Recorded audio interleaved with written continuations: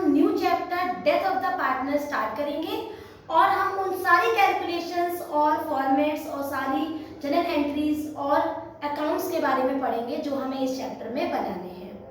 Chapter को शुरू करने से पहले मैं आपको बता दूं कि बेटा retirement of the partner chapter जो हमने पढ़ा था और जो अब हम चैप्टर पढ़ रहे हैं डेथ ऑफ द पार्टनर, उसकी काफी एंट्रीज, काफी सिचुएशंस एक जैसी हैं और हमें वो पढ़ने में बहुत आसानी होगी क्योंकि ऑलरेडी वो प्रॉब्लम्स, वो सिचुएशंस, वो कंडीशंस हम retirement of the partner chapter में पढ़ चुके हैं। फिर बच्चा सोचता है कि मैम रिटायरमेंट और डेथ में फिर अंतर क्या है? बेटा पहले की जो पुरानी बुक्स हैं उसमें रिटायरमेंट और डेथ का चैप्टर एक ही होता था और आधे पार्ट में रिटायरमेंट और आधे पार्ट में हम डेथ को पढ़ते थे और कॉमन एक चैप्टर में हम इस कॉन्सेप्ट को खत्म कर लेते थे। लेकिन अब 2020 की बुक्स में, शायद 19 की बुक्स में भी डेथ ऑफ द पार्टनर अलग से दिखाया गया है और उसकी जो क्वेश्चंस हैं, उसकी जो कॉन्सेप्ट है, उसको एक सेपरेट चैप्टर में बताया गया है। चैप्टर को पढ़ने से पहले मैं आपको ये बताना चाहती हूँ कि हमारे रिटायरमेंट ऑफ द पार्टनर और डेथ ऑफ द पार्टनर में जो सिमिलैरिटीज हैं वो अच्छी बात है, वो ठीक है, अच्छा है, क्वेश्चन को सॉल्व होगा, लेकिन इसमें कुछ डिफरेंसेस भी हैं। वो क्या क्या है बेटा? पहला देखिए, difference between the retirement of the partner and the death of the partner. बच्चे कह रहे हैं मैम डिफरेंस बहुत बड़ा है, एक में पार्टनर रिटायर हुआ है, एक में पार्टनर मर गया। बिल्कुल सही बात है बेटा, लेकिन अब इसको हम कैसे रीड करेंगे? देखिए, रिटायरमेंट इज वॉलेंटरी। रिटायरमेंट बेटा हमारी खुद की इच्छा से होता है, प्लान्ड होता है, हम जब चाहेंगे तब हम फर्म से रिटायर हो सकते हैं। लेकिन death of the partner is involuntary and also unplanned. कभी भी किसी की मौत बताकर नहीं आती है। मुझे नहीं पता कि मैं कल होंगी नहीं होंगी, तो कुछ भी बेटा प्लान नहीं होता है। डेथ कभी भी हो सकती है, तो death of the partner is unplanned and involuntary. Clear है? सेकंड पॉइंट है the amount due to the retiring partner. The amount due to the retiring partner is only paid to the retiring partner at the time of retirement. मतलब जब retiring partner या partner retire होगा तो जो payment firm को उसे देना है ये वो उसी के तो हाथ में देगी, तो पेमेंट रिटायरिंग पार्टनर के हाथ में ही मिलता है। But amount due is paid to the executors, मतलब legal heir at the time of death of the partner. जब पार्टनर मर जाएगा तो बेटा ऊपर से तो नीचे आएगा नहीं पेमेंट लेने। उसका पेमेंट लेने के लिए उसका एक नॉमिनी होता है, उसका एक लीगल हायर होता है जिसे कहते हैं एग्जीक्यूटर। पेमेंट उसको दिया जाता है। लेकिन अगर क्वेश्चन में ये कह रहे हैं कि एग्जीक्यूटर को फुल पेमेंट नहीं किया गया है तो एक और अकाउंट बनेगा, एग्जीक्यूटर्स अकाउंट, मतलब डिसीज्ड पार्टनर एग्जीक्यूटर्स अकाउंट, मतलब वो लीगल हायर जिसको हम पेमेंट दे रहे हैं। क्लियर है? एक और डिफरेंस है जो यहाँ मैंने लिखा नहीं है, मैं आपको बता देती हूँ। रिटायरमेंट ऑफ द पार्टनर में हमने जो पार्टनर्स कैपिटल अकाउंट बनाया था बेटा, उसमें हमने बेसिकली सारे पार्टनर्स को दिखाया था और उन्हीं पर हमने एंट्रीज पोस्ट की थी। लेकिन काफी 98% में ये कह सकती हूँ कि जो डेथ का क्वेश्चन आता है उसमें डिसीज्ड पार्टनर का ही केवल कैपिटल अकाउंट बनवाते हैं। मतलब केवल पार्टनर कैपिटल अकाउंट में केवल मरे हुए पार्टनर का अकाउंट बनवाते हैं और उसको क्या क्या पेमेंट मिला, क्या उसको पेमेंट देना था, सारा बैलेंस हम उसी डिसीज्ड पार्टनर कैपिटल अकाउंट में बताते हैं। इसका फॉर्मेट मैं आपको आगे आने वाली वीडियो में बताऊंगी। क्लियर है बेटा? अब हम इस चैप्टर की शुरुआत करेंगे और जो आज हम कॉन्सेप्ट पढ़ेंगे वो आपको बहुत आसान लगेगा क्योंकि कहीं ना कहीं हमने ये वाला concept retirement of the partner में भी पढ़ा था और उस कॉन्सेप्ट का नाम है calculation of the new ratio and the gaining ratio. तो कुछ क्वेश्चंस हम इसके सॉल्व करेंगे बेटा ताकि हम आसानी से जान जाएं, एक बार रिवाइज के तौर पे जान जाएं या एक बार रिवीजन कर लें कि न्यू रेशियो और गेनिंग रेशियो कैसे निकालेंगे। इसको जानने के बाद कल की वीडियो में मैं आपको बताऊंगी कि प्रॉफिट टिल डेथ कैसे निकालते हैं। तो आज देखते हैं कुछ क्वेश्चंस न्यू रेशियो के और गेनिंग रेशियो के। मैंने टीएस ग्रेवाल 2020 के कुछ क्वेश्चंस बोर्ड पे लिखे हुए हैं बेटा, मैं उसे रीड कर देती हूँ, आप बुक से देख लीजिएगा। इफ बुक आपके पास अभी नहीं है तो कोई प्रॉब्लम नहीं है, मैं क्वेश्चंस को बराबर आपके लिए लिखती जा रही हूँ बोर्ड पे ताकि आप किसी बच्चे को ये प्रॉब्लम ना आए कि हम पर ये बुक नहीं है। क्लियर है? तो पेज नंबर 7.29 2020 टीएस ग्रेवाल, पहला क्वेश्चन है बेटा ए रेशो बी रेशो सी उनका रेशो दे रखा है, एक पार्टनर डाई हो गया और वो हमसे न्यू रेशो पूछ रहे हैं। क्वेश्चन नंबर 3 है RSM 3 पार्टनर से बेटा M डाई हो गया और उसका शेयर R और S ने 1:2 से ले लिया तो उसका भी न्यू रेशो निकलवा रहे हैं। क्वेश्चन नंबर 5 इसका A पॉइंट में बेटा हमारे पास न्यू रेशो भी है, ओल्ड रेशो भी है और हमसे केवल गेनिंग निकलवा रहे हैं। और बेटा इसके B पॉइंट में हमारे पास ओल्ड रेशो गिवन है, एक पार्टनर डाई हो गया और A ने उसका 4/9 शेयर ले लिया, B ने उसका रिमेनिंग शेयर ले लिया तो उसका भी न्यू रेशो और गेनिंग रेशो दोनों निकलवा रहे हैं। मतलब पहले 2 क्वेश्चन में मैंने न्यू रेशो को बताऊंगी और नेक्स्ट 2 क्वेश्चन में गेनिंग और न्यू दोनों रेशो के क्वेश्चंस मैंने करे हुए हैं। चलिए सॉल्व करते हैं। पहला क्वेश्चन देखिए बेटा, A ratio B ratio C हमें रेशो दे रखा है, प्रोपोर्शन में है। पहले मैं इसको रेशो में कन्वर्ट कर लूंगी बेटा, तो एलसीएम लिया 10 और 10 ये आ गया बेटा हमारा 5, ये आ गया हमारा 4 और ये आ गया हमारा 1। मतलब हमारा न्यू रेशो ओल्ड रेशो हो गया 5/10, 4/10 और 1/10 और पार्टनर्स कौन है बेटा A ratio B ratio C। ठीक है, ध्यान से देखिएगा। पार्ट क्वेश्चन कह रहा है कि C डाइज, तो C डाइज मतलब मैंने रिटायरिंग में भी कहती थी कि बेटा हमेशा जो पार्टनर रिटायर हो जाए उस पर राउंड लगा लो। इसमें मैं ये कहूंगी बेटा जो पार्टनर डाई है, जो मर गया है, जो डिसीज पार्टनर है उस पर राउंड लगा लो तो कभी भी क्वेश्चन में थोड़ी आसानी हो जाएगी सॉल्व करने में। क्लियर है? तो बेटा अब हम कह रहे हैं कि न्यू रेशो निकालो, तो न्यू रेशो जो हमारा रिमेनिंग रेशो है वो हमारा न्यू रेशो हो जाता है, तो new ratio is equal to 5:4। That's it. बस अब जो नेक्स्ट क्वेश्चन देखते हैं वो और भी आसान है बेटा।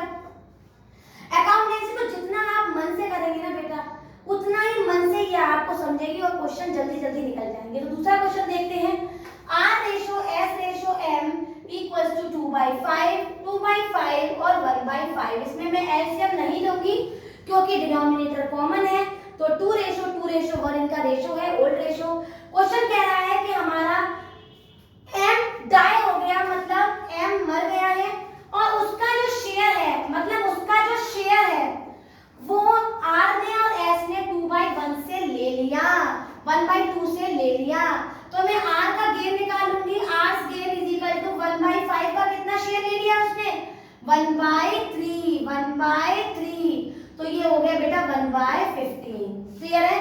इस तरह से मैं अपने S का गेन निकालूंगी, तो S का गेन हो गया बेटा 1/5 का उसने कितना ले लिया 2/3, मतलब 2/15। तो ये तो हमें गेनिंग रेशो ऑलरेडी गिवन था कि 1:2 इसका गेनिंग रेशो है, वो हमें निकालना भी नहीं था, केवल न्यू रेशो निकालना है। तो न्यू रेशो का फॉर्मूला होता है बेटा old ratio plus gaining ratio. क्या होता है बेटा? Old ratio plus gaining ratio. तो मैं पहले किसका न्यू रेशो निकाल रही हूँ? R का। तो R का न्यू रेशो कितना हो गया? R का ओल्ड रेशो कितना है बेटा 2/5 और गेनिंग कितना है इसका 1/15। एलसीएम लिया 15 को इससे किया बेटा 3 2 जा 6 प्लस 1 इक्वल्स टू 7/15। सिमिलरली दूसरे का मतलब S का न्यू रेशो भी बेटा सेम फॉर्मूले से निकालेंगे, old ratio plus gaining ratio. तो ओल्ड रेशो है हमारा 2/5 और गेन किया है इसने 2/15। एलसीएम लिया 15 को इससे किया 3 2 जा 6 प्लस 2 इज इक्वल टू 8/15। तो दोनों को कंपेयर करेंगे तो बेटा न्यू रेशो आ गया 7:8। क्लियर है? न्यू रेशो निकालने के लिए हमारा एक ही फॉर्मूला है, old ratio plus gaining ratio. अब आगे देखते हैं थर्ड क्वेश्चन। तो थर्ड क्वेश्चन किस तरह से होगा? थर्ड क्वेश्चन में मतलब हमने क्वेश्चन नंबर 5 लिखा हुआ है जिसके 2 पार्ट्स हैं। पहले पार्ट में बेटा क्वेश्चन नंबर 5 का A पॉइंट है। पहले पार्ट में हमें दे रखा है W ratio X ratio Y ratio Z 1/3 ratio 1/6 ratio 1/3 ratio 1/6। Denominator अलग अलग है, इसका एलसीएम ले लेंगे 2 रेशो 1 रेशो 2 रेशो 1, मतलब 2 रेशो 1 रेशो 2 रेशो 1 इनका एलसीएम हो लिया। हमने रेशो बना लिया 2 3 4 5 6 2/6 1/6 2/6 1/6। ये क्या आ गया बेटा हमारा ओल्ड रेशो। क्वेश्चन कह रहा है कि हमें न्यू रेशो दे रखा है, अगर हमारा y डाई हो जाए, y मर जाए तो हमारा w ratio x ratio z दे रखा है इक्वल, मतलब 1 रेशो 1 रेशो 1, 1/3 और 1/3। अब केवल हमसे गेनिंग रेशो निकलवा रहे हैं और गेनिंग रेशो का फॉर्मूला होता है बेटा new ratio minus old ratio. क्या होता है? New ratio minus old ratio. तो हम एक एक करके निकालेंगे। W का गेनिंग रेशो निकालेंगे। W का न्यू रेशो क्या है 1/3 और ओल्ड रेशो है 2/6, तो इसका आंसर आ गया 0। दूसरा बंदा है हमारा X का गेनिंग रेशो निकालेंगे 1/3 माइनस 1/6, एलसीएम लिया 6 और 6 को इससे किया 2 माइनस यहाँ गया हमारा 1 इक्वल्स टू 1/6। और तीसरा बंदा है हमारा Z का गेनिंग रेशो, तो Z का हो गया बेटा हमारा 1/3 माइनस 1/6 अगेन 1/6। तो इनको कंपेयर करेंगे तो आंसर आएगा 0:1:1। बच्चा कहता है मैम 0 क्यों लिखे, तो मत लिखो, तो केवल रेशो आ गया 1:1। और अगर तीनों को कंपेयर करके दिखाना चाहते हो तो 0:1:1। अब इसका हम सॉल्व करेंगे पार्ट बी। तो पार्ट बी देख लेते हैं बेटा। पार्ट बी में हमसे कह रहे हैं कि हमारे पास 3 पार्टनर्स हैं। कितने हैं? 3 पार्टनर्स A, B और C। A:B:C और तीनों का रेशो है 4:3:2। क्लियर? मतलब 4 5 6 7 8 9। तो ये हो गया इनका ओल्ड रेशो। क्वेश्चन कह रहा है C डाइड, तो C पे मैंने राउंड लगा दिया और आगे बोल रहा है A इज एक्वायरिंग, मतलब A ने लिया 4/9 ऑफ C शेयर। A ने लिया मतलब A का गेन है 4/9 ऑफ की जगह मल्टीप्लाई का साइन लगाया और C शेयर मतलब 8/81। क्लियर है? और B ने कितना लिया? B ने एक्वायर किया रिमेनिंग, तो 4/9 का रिमेनिंग कितना होगा बेटा?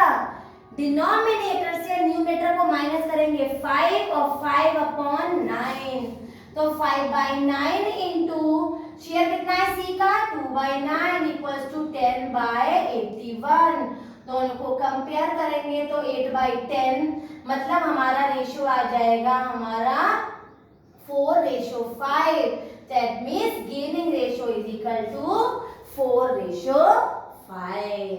आगे बढ़ते हैं, हमसे न्यू रेशो भी निकलवा रहे हैं और न्यू रेशो का फॉर्मूला होता है बेटा old ratio plus gaining ratio.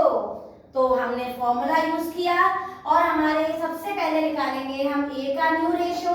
तो A का ओल्ड रेशो है हमारा 4/9 और गेन कितना किया था A ने बेटा 8/81। 81 एलसीएम लिया, 9 3 36 आया बेटा, ये आ गया 8 36 37 38 39 40 41 42 43 44। तो हमारे पहले का आ गया 44/81। अब B का निकालेंगे, सेम फॉर्मूला बेटा यूज करेंगे। ओल्ड रेशो है B का 3/9 और इसमें कितना गेन किया था बेटा 10/81। ऐसे लेंगे 81 को 9 से करेंगे आएगा 9 और 3 9 या 27 प्लस 10 इक्वल्स टू 37/81। दोनों को कंपेयर करेंगे तो बेटा हमारा न्यू रेशो हो जाएगा 44:37। एक बार और शॉर्ट में रिवाइज करते हैं। मैंने तीनों रेशो को लिख लिया, जो पार्टनर गया था उसको राउंड कर दिया।